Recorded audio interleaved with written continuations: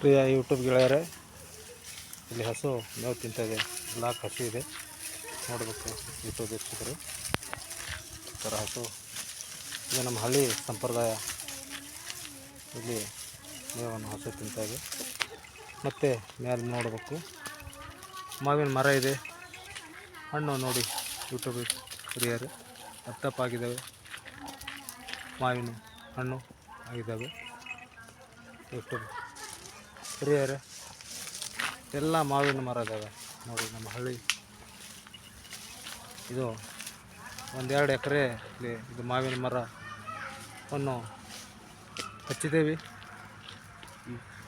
ತುಂಬ ಒಳ್ಳೆ ಚೆನ್ನಾಗಿದ್ದಾವೆ.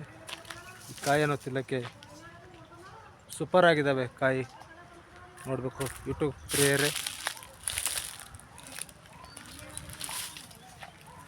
2 ಕಾಯಿ ಏನಂತಂದರೆ 1 kg ಬರ್ತವೆ ಮಿನಿಮಮ್ ಪ್ರಿಯರ್.